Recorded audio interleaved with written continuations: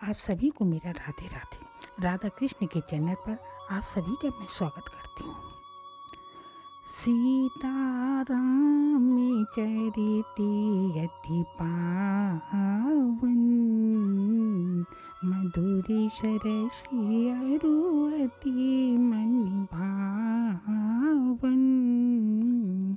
पुनि पुनि के ताई हो सुनाए सुनाए, ये की प्यासे बुझते ना बुझाए। श्री सीताराम की जय। अयोध्या में भरत के मामा आए हुए थे और कुछ दिन रुके और जाने के लिए तैयार होते हैं। तभी राजा दशरथ कहते हैं कुछ दिन और रुक जाते। तभी वो कहते हैं मेरे पिता का संदेशा आया है। तभी भरत कहते हैं क्यों मामा जी, मेरी अयोध्या अच्छी नहीं लगी? तभी उनके मामा कहते हैं नहीं भरत, ऐसा कुछ नहीं है। तुम्हारे नाना जी का संदेशा आया है कि शीघ्र से शीघ्र लौटने की कोशिश करें, क्योंकि उनकी थोड़ी तबीयत ठीक नहीं है। और उनके मामा कहते हैं भरत और शत्रुघ्न, तुम भी चलो मेरे साथ, अपने नाना से मिल लेना। तभी माता कैकेयी कहती हैं बेटा तुम दोनों चले जाओ और अपने भैया और भाभी और दोनों माताओं से आज्ञा ले लो। तभी भरत राम और सीता के पास जाते हैं और आज्ञा लेते हैं। तभी राम कहते भरत तेरे बिना अच्छा नहीं लगेगा। तभी भरत शत्रुघ्न भी कहते भैया हम लोगों को भी आप लोगों के बिना अच्छा नहीं लगेगा। तभी राम कहते हैं थोड़े दिन के लिए चले जाओ, मैं बुला लूँगा। तभी भरत कहते हैं भैया जल्दी ही बुलाना। इसके बाद अपनी माताओं से आज्ञा लेते हैं और दोनों अपने मामा के साथ चले जाते हैं। उधर गुरु वशिष्ठ और विश्वामित्र जी आपस में बात करते हैं। विश्वामित्र जी कहते हैं महर्षि, जब भी मैं जाने की सोचता हूँ तो महाराज दशरथ किसी न किसी तरह बात को टाल देते हैं और मैं नहीं जा पाता। हमको मालूम है कि महाराज के साथ आपका भी संकेत रहता है। तभी महर्षि वशिष्ठ कहते हैं सच है मुनिराज, अयोध्या नरेश की तरह मेरा भी मन नहीं करता आपको भेजने का। विश्वामित्र जी कहते हैं मन तो मेरा भी नहीं करता यहाँ से जाने का। श्री राम के दर्शन नित्य होते रहें, इससे अच्छा सौभाग्य क्या होगा। लेकिन आप जानते हैं कि मेरा जाने का समय आ गया है, इसलिए महर्षि वशिष्ठ महाराज से कहिए कि मुझे जाने की अनुमति दे। राजा दशरथ के पास जाकर जाने की अनुमति लेते हैं। तभी महाराज दशरथ कहते हैं मुनिवर, आपको भेजना बहुत कठिन है, क्योंकि आपकी ही कीर्ति से सूर्यवंश को 4 चांद लग गए। हम तो समझते थे कि आपके चरणों से मुझे दूर नहीं करेंगे। आप अपने चरणों से मुझे दूर नहीं करेंगे। अगर हमसे कोई भूल हो गई हो तो मुझे क्षमा कर देना। आप अयोध्या छोड़कर मत जाओ, ये अयोध्या आपकी है। मुझे, मेरे बच्चे और मेरे पूरे परिवार को आपकी सेवा, अपनी सेवा से अलग मत कीजिए। विश्वामित्र जी कहते हैं राजन, आप हमारे चारों तरफ निष्फल प्रेम का जाल बिछा रहे हैं, जिससे हमारे मन में मोह की दुर्बलता आने लगी है। यही समय होता है कि हमें इस ममता के मोह को तोड़ देना चाहिए। एक कर्तव्य सफलतापूर्वक पूर्ण हो जाए तो मनुष्य अपने भाग्य पथ पर आगे चल दे। थोड़ी देर भी इस सफलता में फंस गया तो माया उसे पकड़ लेगी। राजा दशरथ कहते हैं, ब्रह्म ऋषि, आप भी माया मोह से डरेंगे तो हम जैसे मनुष्यों का क्या होगा? आप तो वो महान विभूति हैं जिन्होंने अपने तपोबल से हमारे पूर्वज महाराज निशंकु के लिए अंतरिक्ष में एक स्वर्ग निर्माण कर दिया था। हमारी महानता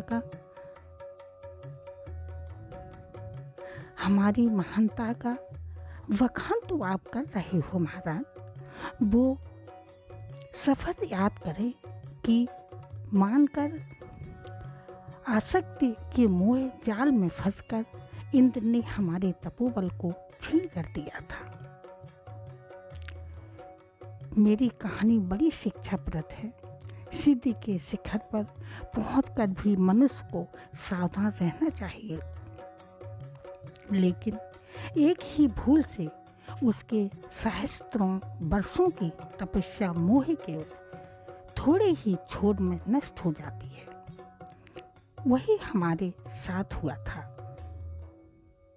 आपकी मोह माया में वही जाल दिखाई दे रहा है। महाराज दशरथ कहते हैं, हमारा मोह का जाल नहीं है। हम सब आपके चरणों की पूजा करना चाहते हैं। केवल भावना का निवेद है। महर्षि विश्वामित्र जी कहते हैं, यही तो भावना का निवेद मोह की जड़ है। शास्त्र कहता है कि मनुष्य जब अपने सांसारिक कार्य पूरे कर ले तो उसको अपने पुत्र पत्नी नैतियाँ अपने परिवार के बंधन को स्वयं ही तोड़ देना चाहिए। अपनी आध्यात्मिक उन्नति की ओर बढ़ना चाहिए। यदि वो समय चूक गया तो उसे मृत्यु के समय कुछ नहीं मिलेगा। इसलिए उत्तम यही है कि स्वयं पहले ही चेत जाए। विश्वामित्र जी कहते हैं, महामुनि वशिष्ठ, अब हमें आज्ञा दीजिए। मुनि वशिष्ठ कहते हैं, मुनिवर, आपके रहने से जो आध्यात्मिक प्रकाश फैला रहता है, आपसे वंचित होने का मेरा मन नहीं होता। फिर भी साधु और नदी का रुकना उचित नहीं होता। फिर भी इस बात का समर्थन करते हैं कि राजा दशरथ कहते हैं, आप दोनों गुरुजन हैं, आप दोनों समझ लीजिए, आपकी आज्ञा मानना पड़ेगी। आप दोनों की आज्ञा मुझे मानना पड़ेगी। महाराज दशरथ कहते हैं, आज सुमंत से कह दो ब्रह्म ऋषि के प्रस्थान की व्यवस्था करवा दी जाए। विश्वामित्र जी कहते, कल्याण वस्तु। विश्वामित्र जी वहाँ से चले जाते हैं। महाराज दशरथ अपने कक्ष में आ जाते हैं और उसी बात को याद करते हैं जो विश्वामित्र जी ने राजा दशरथ से बोली थी। शास्त्र कहता है, मनुष्य अपनी जिम्मेदारी से मुक्त हो जाए तो उसको अपने पुत्र, पत्नी, मित्र और परिवार के बंधन से मुक्ति मिल जाए तो अपनी आध्यात्मिक उन्नति की ओर बढ़ना चाहिए। अगर वो समय चूक गया तो उसे मृत्यु के समय ही चेतना आएगी, फिर वो कुछ नहीं कर पाएगा। इसलिए उत्तम यही है कि स्वयं पहले ही चेत जाए।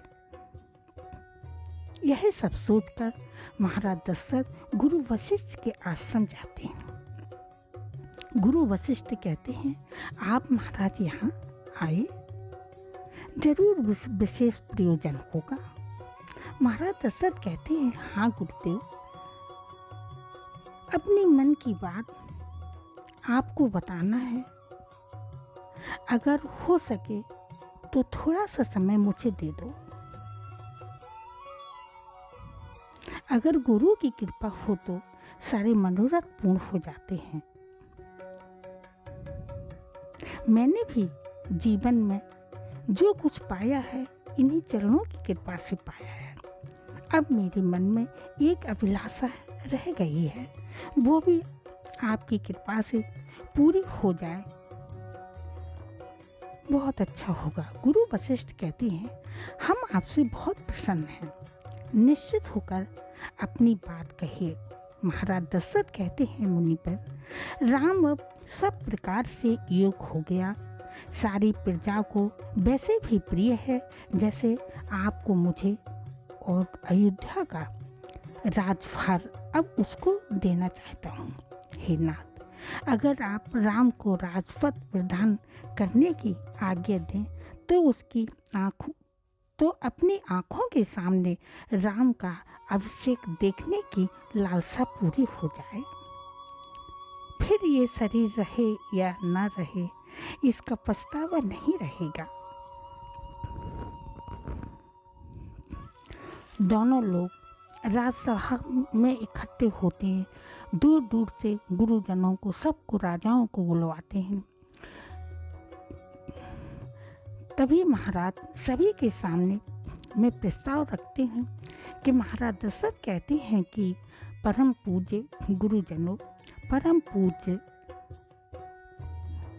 राजा, वंश के पूर्वजों की भांति मैंने, राजा साकू वंश के पूर्वजों की भांति मैंने आज तक प्रजा को अपनी संतान मानकर सदा जन कल्याण के विचार के लिए ही सारे कार्य किए, परंतु जैसे मैंने मेरे पूर्वज करते आए हैं उसी प्रकार जीवन के अंतिम दिनों में प्रस्तुत और संन्यास का आश्रय लेकर अपने आध्यात्मिक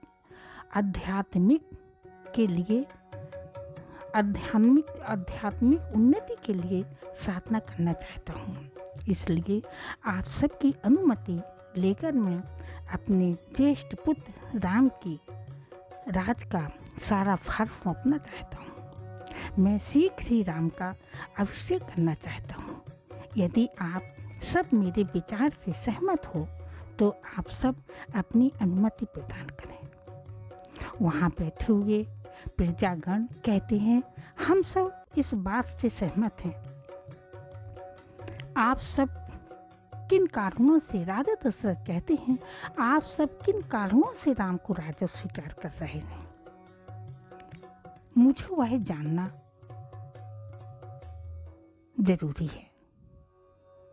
तभी सारे प्रजाजन कहते हैं, राम सत्यवान और शीलतावान है,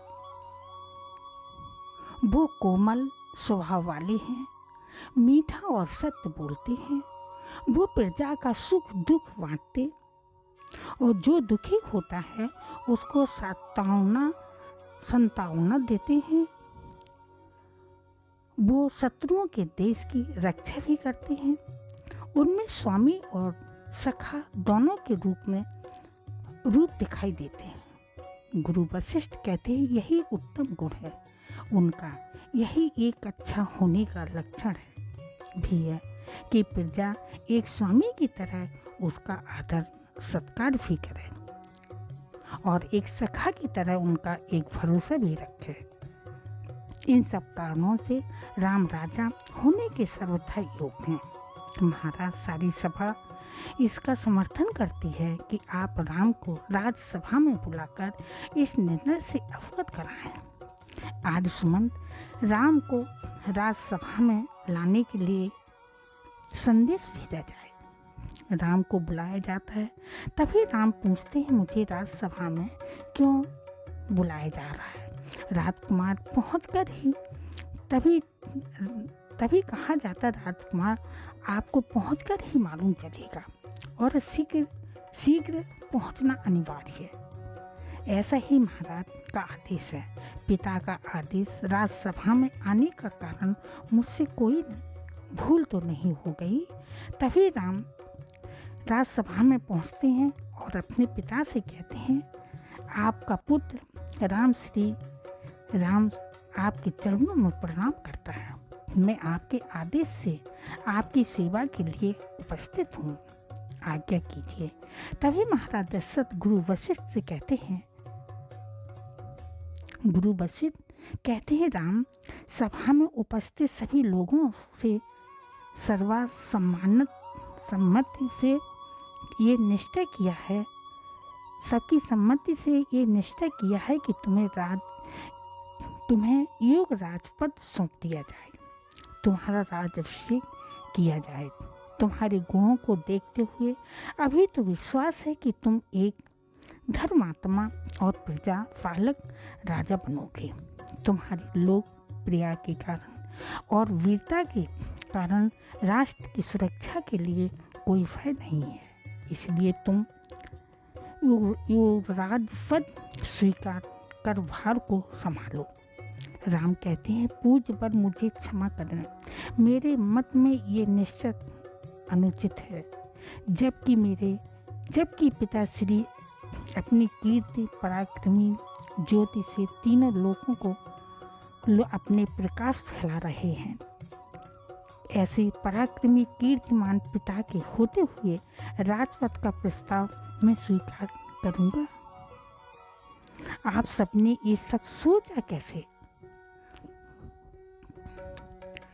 जिस राजा ने आज तक अपनी प्रजा को अपनी संतान से अधिक स्नेह दिया है, उस श्री चरणों में उनका ऋण नहीं चुका सकता। ये राज से हटाकर मैं उनका स्थान ग्रहण नहीं लूँगा। ऐसा विचार कर आप लोगों ने अच्छा नहीं किया। शायद आप लोगों का कोई दोष नहीं, मेरे ही आचरण में खोट होगा, तभी आप लोगों ने ऐसी अनुमति बात सोची। तभी महाराज दशरथ कहते हैं, इसमें इनका कोई दोष नहीं है राम, ये प्रस्ताव मेरा है। मैंने अपनी लंबी आयु में नाना प्रकार के भोग लिए, सैकड़ों यज्ञ और धर्म कार्य कर लिए, परंतु अब तक राजा बनकर सिंहासन पर बैठा रहा। प्रजा की सेवा के ऋण से मुक्त नहीं हो पाऊंगा।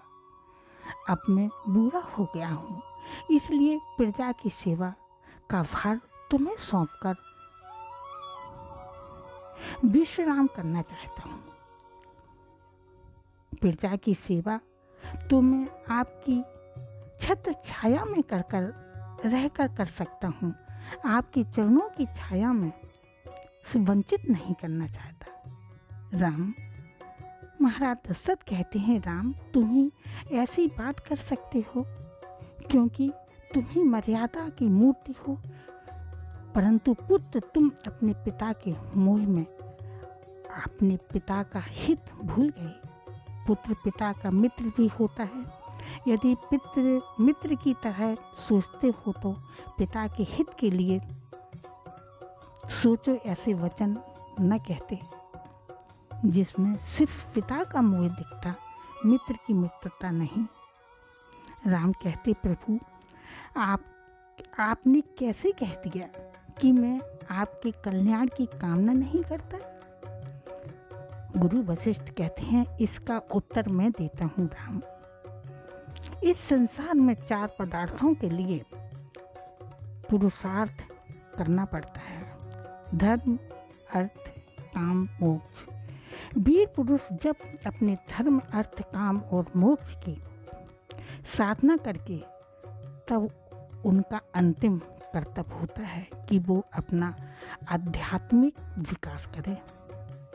ये जीव आत्मा कभी और के शरीर में आई है, इस शरीर को एक दिन मर जाना है, उसके पश्चात उस जीव को आगे कहाँ जाना है इसका विचार करना, आगे रास्ते का सुधार करना, यही एक परम कर्तव्य है।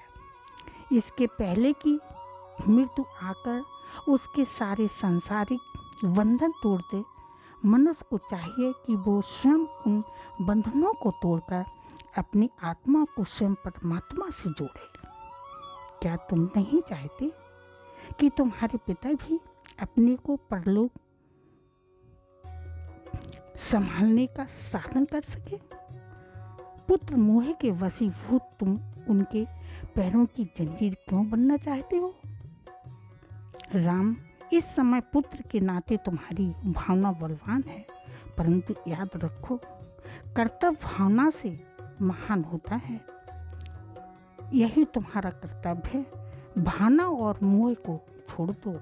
राम कहते हैं, गुरु देव, जीवन में कई क्षण ऐसे होते हैं कि मनुष्य निश्चय नहीं कर पाता कि उसका सही कर्तव्य क्या है।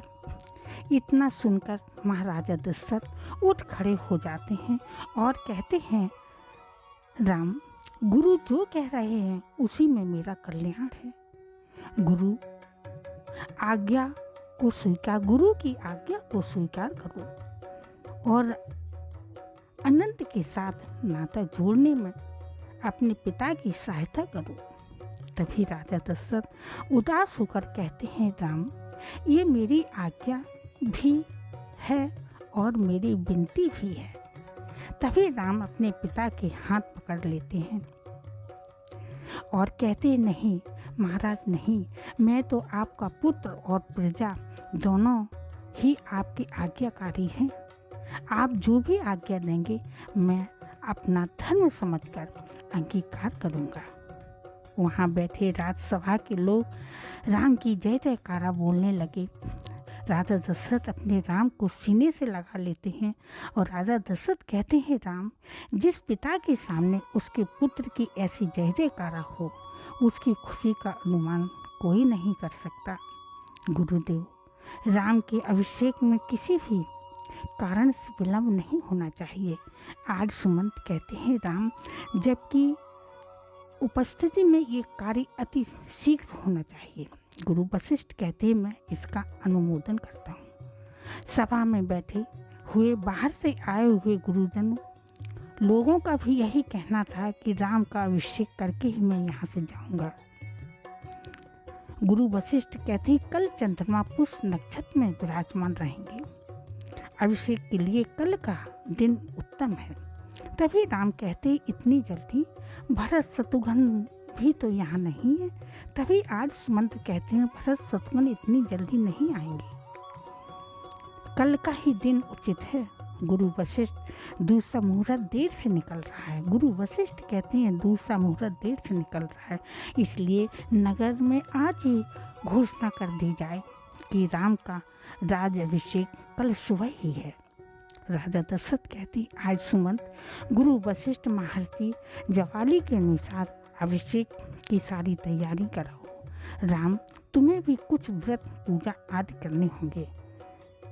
उधर माता सुमित्रा ने माता कौशल्या को बताया और बोली, सुमित्रा बहन, क्या कह रही हो?